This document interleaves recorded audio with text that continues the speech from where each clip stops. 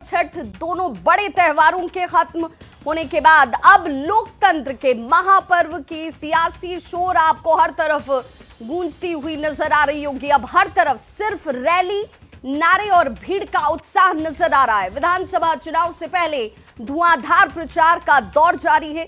नेता जनता को रिझाने के लिए ताबड़तोड़ रैलियां कर रहे हैं। सभी दलों के स्टार प्रचारक हर जिले में रैली, जनसभा और रोड शो से चुनावी हवा का रुख तय करने में जुट गए हैं। बात एनडीए की करें तो आज केंद्रीय गृह मंत्री अमित शाह दरभंगा, समस्तीपुर और बेगूसराय में चुनावी जनसभा करने वाले हैं। उत्तर प्रदेश के मुख्यमंत्री योगी आदित्यनाथ सीवान, शाहपुर और बक्सर में गरजेंगे। सीएम नीतीश कुमार नालंदा में रोड शो करते हुए नालंदा के साथ हरनौत में उनकी चुनावी सभा होगी। वहीं दिल्ली की मुख्यमंत्री रेखा गुप्ता, एमपी के मुख्यमंत्री मोहन यादव, बाबूलाल मरांडी, राजनाथ सिंह अलग अलग जगहों पर चुनावी जनसभा को संबोधित करने वाले हैं। वहीं दूसरी तरफ महागठबंधन भी अपनी रणनीति के तहत चुनावी मैदान में उतरने को तैयार है। तेजस्वी यादव समस्तीपुर, मुजफ्फरपुर और मधेपुरा में चुनावी रैली करते हुए दिखेंगे। उसके बाद उनका एक साझा मंच कांग्रेस के नेता राहुल गांधी के साथ भी सजता हुआ दिखेगा। दोनों नेता मुजफ्फरपुर और दरभंगा में संयुक्त जनसभा को संबोधित करने वाले हैं। तो एआईएमआईएम चीफ असदुद्दीन ओवैसी ने गोपालगंज विधानसभा क्षेत्र के छुटका साखे में जनसभा को संबोधित किया और इसी दौरान उन्होंने आरजेडी पर जोरदार तरीके से हमला किया।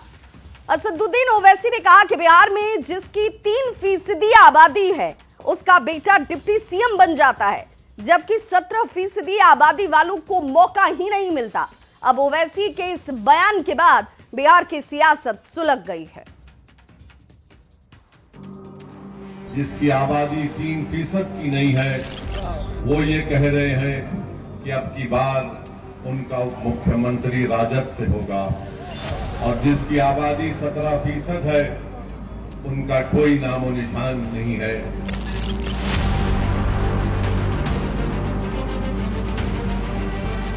बिहार में चुनाव कौन जीतेगा ये तय होने में अभी करीब 2.5 हफ्ते का वक्त बचा है और कौन किस पद पर बैठेगा इसे लेकर खूब सियासत हो रही है। हाल ही में महागठबंधन ने घोषणा की कि उनकी सरकार बनी तो तेजस्वी यादव सीएम और खुद सन ऑफ मल्लाह कहने वाले मुकेश सहनी डिप्टी सीएम, पर यह बात एआईएमआईएम चीफ असदुद्दीन ओवैसी को नागवार गुजरी। बिहार में कहता है कि अब के बार मल्लाह का बेटा डिप्टी चीफ मिनिस्टर होगा, तो मैं पूरे आप तमाम से एक सवाल और एक फिक्र देकर जाना चाहता हूं कि क्या आदम का बेटा मुख्यमंत्री नहीं हो सकता? क्या अब्दुल का बेटा मुख्यमंत्री नहीं हो सकता? क्या मोहम्मद का बेटा मुख्यमंत्री नहीं हो सकता? क्या अनस सलाम आपका विधायक नहीं हो सकता? ओवैसी ने बिना तेजस्वी और मुकेश सहनी का नाम लिए महागठबंधन पर जोरदार निशाना साधा। महागठबंधन ने ओवैसी के इस बयान को बेमानी बता दिया और ओवैसी को बीजेपी का एजेंट।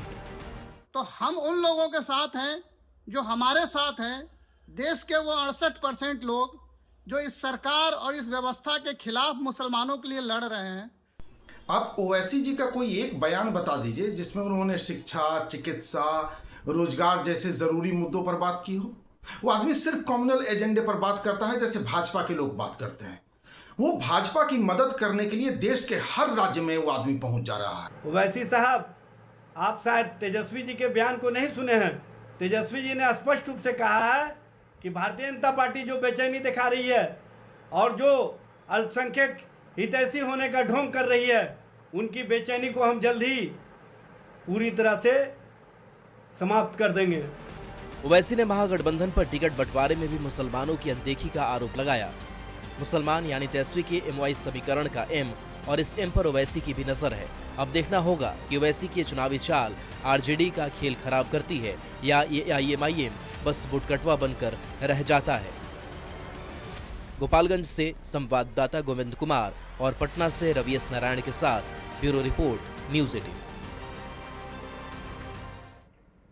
तो वहीं बिहार विधानसभा चुनाव में कब्रिस्तान की जमीनों का मुद्दा गर्मा चुका है। जेडीयू एमएलसी खालिद अनवर ने आरजेडी पर आरोप लगाया कि उनके नेता कार्यकर्ता मुंगेर, छपरा और पटना और नालंदा समेत कई ऐसे जिले हैं जहां पर कब्रिस्तान की जमीन पर कब्जा करके खटाल चलाते हैं, दबंगई की जाती है।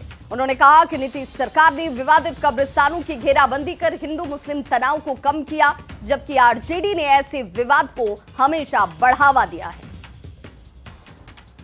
आज भी चले जाइए गया के अंदर, मुंगेर के अंदर, पटना के अंदर, छपरा के अंदर हजारों की तादाद में कब्रिस्तानों को राष्ट्रीय जनता दल के लोगों ने कब्जा करके खटाल बना रखा है। ये नीतीश कुमार हैं जिन्होंने कब्रिस्तानों को खाली कराया और 9,500 कब्रिस्तानों की बाउंड्री कराई, और ये लालू प्रसाद यादव हैं जिन्होंने कब्रिस्तानों के कब्जे कराए। इनके पास देने के लिए कुछ नहीं मेरे भाइयों। महागठबंधन के मैनिफेस्टो जारी करने के दौरान तेजस्वी यादव ने साझा प्रेस कॉन्फ्रेंस में बीजेपी और नीतीश कुमार पर सियासी सवालों की बौछार लगा दी। तेजस्वी ने एनडीए से कई सवाल पूछे और जवाब मांगा, तो एनडीए की ओर से भी तेजस्वी यादव के एक एक सवाल का बिंदुवार जवाब दिया गया।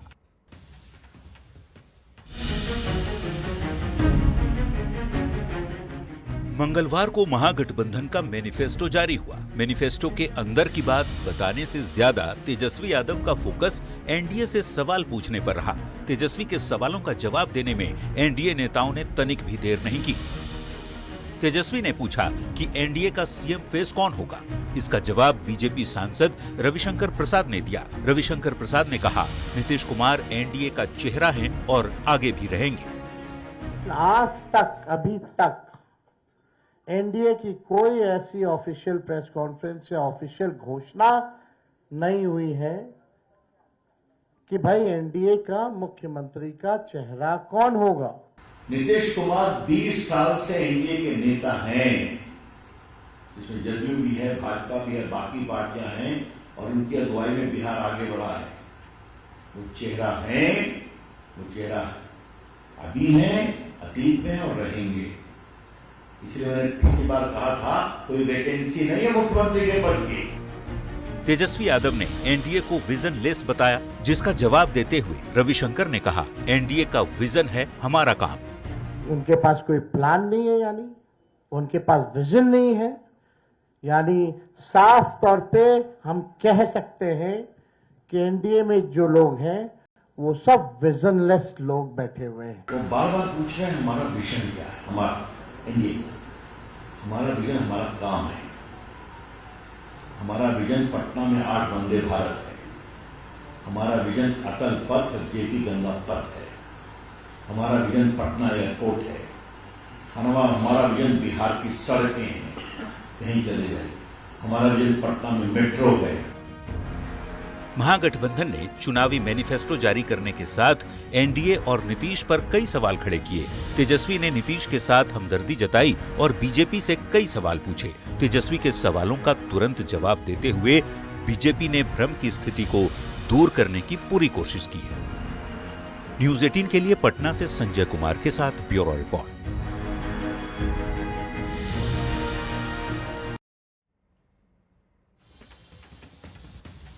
तो वहीं एनडीए के सीएम फेस पर चिराग पासवान ने एक बार फिर से कहा कि नीतीश कुमार ही सीएम फेस हैं।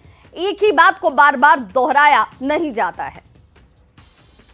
वो कर दिया, कितनी बार घोषणा की जाती है एक ही चीज की है। भैया मुख्यमंत्री नीतीश कुमार जी जब उनके नेतृत्व में चुनाव लड़ रहे हैं, एक सामान्य प्रक्रिया का जिक्र गृह मंत्री जी के द्वारा किया गया कि भाई विधायक आएंगे, विधायक चुनेंगे, यही होता है। छूटते ही जब ये उदाहरण दिया जाता है कि राजस्थान में ऐसा नहीं हुआ था तो मध्य प्रदेश, अरे वहाँ पे एक पार्टी को चुनना था, उस पार्टी ने पहले से ही बोल दिया कि भाई ये होंगे, वो हो गया। पर यहाँ पे जब 5-5 दल हैं तो लोकतंत्र की मर्यादा भी ये कहती है कि हर दल के विधायक की अपनी बातों को वहाँ पे रखने का मौका दिया जाए। वीआईपी प्रमुख मुकेश सहनी ने कहा है कि हम बिहार में एनडीए को आगे, उसके आगे हम चल रहे हैं। एनडीए में अब तक सीएम और डिप्टी सीएम के चेहरे की घोषणा ही नहीं की गई। हमने इसे लेकर घोषणा कर दी है। तस्वीर साफ है, महागठबंधन का घोषणा पत्र भी जारी कर दिया गया है। वो ऐसा नहीं होना चाहिए था, लेकिन जब 6-7 दल हो तो एक ही सीट पर 6-6 कैंडिडेट का डिमांड हो तो आगे पीछे हो जाता है। और सिर्फ मेरे गठबंधन में नहीं हुआ, सभी गठबंधन में हुआ। हम लोग तो बहुत हद तक बहुत आगे निकल गए। हम लोगों ने प्रेस कॉन्फ्रेंस करके डिप्टी सीएम का नाम भी घोषणा कर दिया, एनडीए में वो भी नहीं हुआ है। हम लोगों ने संकल्प पत्र भी जारी कर दिया, उनके इधर वो भी नहीं हुआ। उनके इधर कह रहे कि सिर्फ नीतीश जी के नाम पे चुनाव लड़ेंगे और विधायक दल डिसाइड करेंगे सीएम कौन होंगे। जैसे महाराष्ट्र में शिंदे के नाम पे चुनाव लड़े, लेकिन चुनाव के बाद फडणवीस साहब को सीएम बना दिए गए। वहीं जेडीयू ने एक्स पर एक पोस्ट किया और जेडीयू ने आरजेडी पर सवाल किए। इस पोस्ट के जरिए सोशल मीडिया प्लेटफॉर्म एक्स पर यह पोस्ट किया जाता है जेडीयू की तरफ से और सवाल आरजेडी से पूछे जाते हैं। पोस्टर से लालू की तस्वीर आखिर गायब क्यों हो गई? महागठबंधन की प्रेस कॉन्फ्रेंस के पोस्टर से गायब नजर आए लालू यादव। जेडीयू ने तेजस्वी यादव पर इसे लेकर जोरदार तरीके से हमला भी किया और देखिए सोशल मीडिया प्लेटफॉर्म एक्स का इस्तेमाल किया जाता है और सवाल पूछे जाते हैं। तेजस्वी अब पार्टी और परिवार दोनों में एको अहम द्वितीय नास्ति की स्थिति में है और कुछ बाकी रहा नहीं। लालू यादव के नाम और चेहरे पर राजनीति करने वाले तेजस्वी जो है वो राजनीति तो लालू प्रसाद के नाम पर करते हैं, लेकिन देखिए ये वो प्रेस कॉन्फ्रेंस की तस्वीर है जिसमें देखिए आपको तेजस्वी यादव तो नजर आ रहे होंगे संकल्प पत्र 2025 में, जिसमें तेजस्वी का प्रण क्या है उसकी चर्चा जरूर की गई। लेकिन इस पूरे पोस्टर पर देख लेंगे, इस प्रेस कॉन्फ्रेंस से लेकर दो पोस्टर की तस्वीरें इस वक्त आपके टीवी स्क्रीन पर। एक तो तेजस्वी के प्रण की प्रेस कॉन्फ्रेंस की तस्वीर है, दूसरी तरफ सोशल मीडिया प्लेटफॉर्म पर इसी तस्वीर को साझा करते हुए सवाल किया गया कि तेजस्वी तो निकले चालू, पोस्टर में गुम हो गए लालू और निशाना जमकर साधा गया तेजस्वी यादव पर। तेजस्वी अब पार्टी और परिवार दोनों में एको अहम द्वितीय नास्ति की स्थिति में है। तेजस्वी के पोस्टरों में अब लालू की तस्वीर माइक्रोस्कोप से लोगों को ढूंढनी पड़ेगी।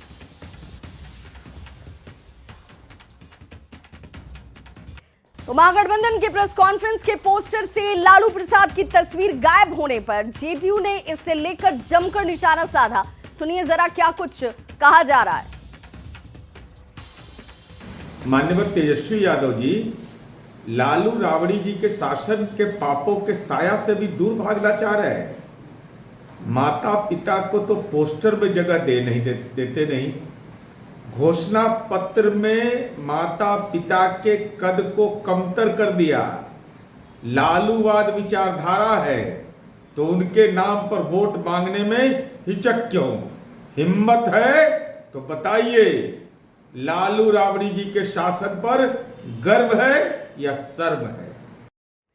मुख्यमंत्री नीतीश कुमार की बात करें तो सिवान में आज उत्तर प्रदेश के मुख्यमंत्री योगी आदित्यनाथ की मौजूदगी होगी। मुख्यमंत्री भी कई चुनावी जनसभाओं को संबोधित करने वाले हैं। योगी आदित्यनाथ रघुनाथपुर, सिवान के रघुनाथपुर विधानसभा क्षेत्र के राजपुर खेल मैदान पहुंचेंगे, जिसकी तैयारियों की तस्वीर आपके सामने है। योगी आदित्यनाथ एनडीए प्रत्याशी विकास कुमार सिंह सहित अन्य उम्मीदवारों के समर्थन में लोगों से वोट करने की अपील करने वाले हैं। कार्यक्रम स्थल पर तैयारियां पूरी की जा चुकी हैं और सुरक्षा के कड़े इंतजाम किए गए हैं। योगी आदित्यनाथ के आगमन से एनडीए कार्यकर्ताओं में उत्साह बढ़ा हुआ है। लोग के उत्साह तो इतना बा जे हमरा ये बात के डर हो गइल बा जे फील्ड से वो भीड़ रोका पाई कि ना रोका पाई। ये बात के जौन बा हमरा चिंता हो गइल बा। अभी हम फील्ड के मुआयना में आइल बनी, फील्ड में जगह बहुत कम बा, चूंकि सारण प्रमंडल में पहला बार योगी जी आवत है ये चुनाव में के जनता के, अपना राज्य के जनता के जन विकास करत है, ओकरा के देख के लोग बहुत ललायित बा। तो चूंकि हमनी के लोकल में बानी जा, पूरी एरिया के लोग उनकर गुणगान सुन ले बाते, ऐसे देखे खातिर बहुत लोग चार्मिंग बा। रघुनाथपुर रघुनाथ जी के नगरी है, हकीकत बा। यहाँ अनन्य भक्त रघुनाथ जी के यहाँ पदार्पण करे जा रहल बनी। वहाँ के दर्शन खातिर ये क्षेत्र के जनता में काफी उत्सुकता बा। जे भी सुनता, दूर दूर से भी लोग यहाँ आवे खातिर माने बहुत उत्साहित बा, बेचैन बा, समय के इंतजार करता कि कब जोगी जी के पदार्पण यहाँ हो कि हमनी को वहाँ के एक झलक ली जा, वहाँ के आशीर्वाद ली जा। वहीं भागलपुर में बीजेपी प्रदेश अध्यक्ष दिलीप जायसवाल ने महागठबंधन पर जोरदार और तीखा हमला किया। उन्होंने कहा कि सीट बंटवारे के विवाद ने इसे महागठबंधन साबित कर दिया है। राहुल और तेजस्वी यादव पर जननायक की उपाधि चोरी करने का आरोप लगाया और कहा कि विपक्ष के पास कोई मुद्दा नहीं है और वो जुमलेबाजी में ही सिर्फ जुटा हुआ है। साथ ही उन्होंने बिहार में एनडीए की सरकार फिर से बनाने का दावा किया। महागठबंधन विपक्ष है जिसको हम महागठबंधन बोलते हैं और सीट बंटवारा से लेके आज तक आपसी मतभेद और जो उनका चेहरा है वो जनता और मतदाता ने देखा। एक तरफ प्रधानमंत्री नरेंद्र मोदी जी कर्पूरी ठाकुर जी के गांव में जाकर जननायक भारत रत्न कर्पूरी ठाकुर जी को श्रद्धांजलि अर्पित किए, वहीं पर ये दोनों नेता राहुल गांधी जी और तेजस्वी जी ने जननायक कर्पूरी ठाकुर जी के जननायक के उपाधि का चोरी कर लिया। वहीं भागलपुर से पूर्व केंद्रीय मंत्री अश्विनी कुमार चौबे ने एनडीए उम्मीदवार रोहित पांडे के समर्थन में हुंकार भरी और जनता से एनडीए के प्रत्याशी को जिताने की अपील करते हुए बिहार में एक बार फिर से एनडीए सरकार बनने का दावा किया।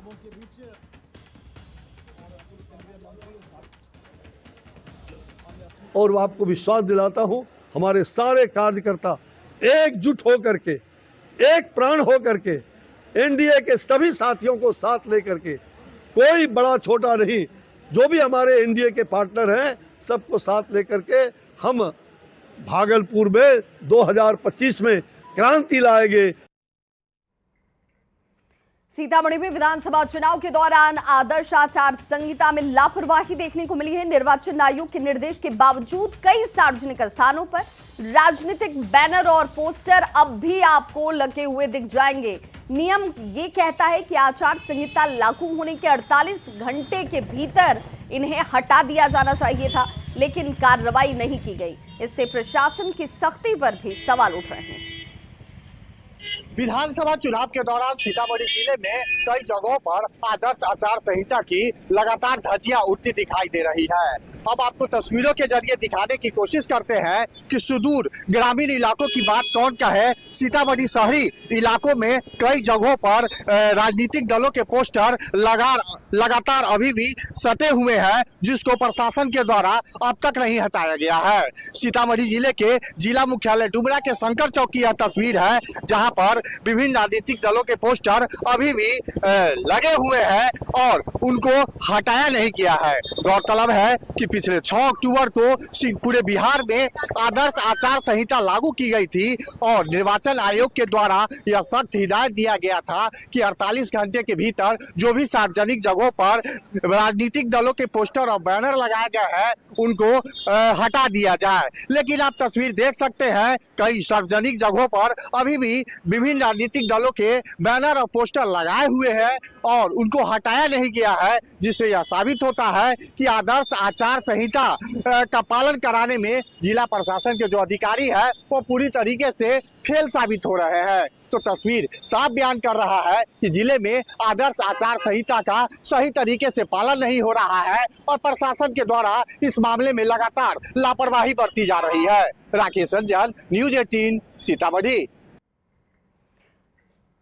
पटना जिले के मनेर के छितनामा में जन सुराज के प्रचार गाड़ी पर आरजेडी समर्थकों ने हमले किए हैं, ऐसा आरोप जन सुराज की तरफ से लगाया जा रहा है। करीब 10 लोगों ने गाड़ी को रोका, बैनर पोस्टर को फाड़ा, ड्राइवर और प्रचारक के साथ धक्का मुक्की की गई।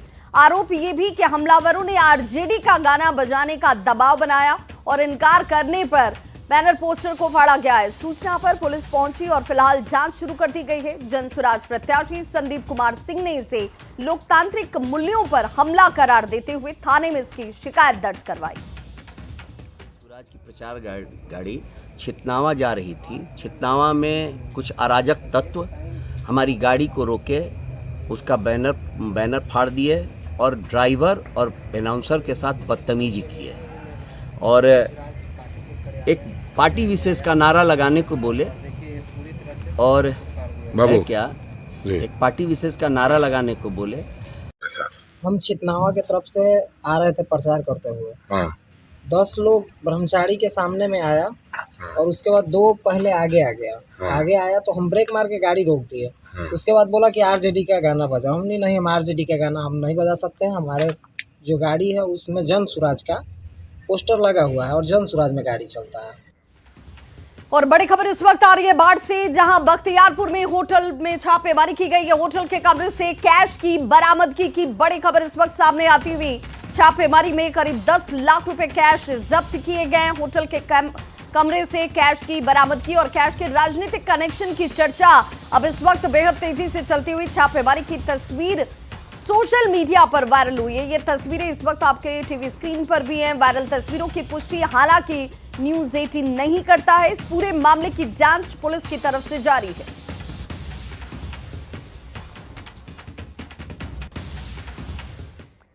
तो बिहार में किसकी बार में खबरों का सिलसिला लगातार जारी है। बने रहिए हमारे साथ।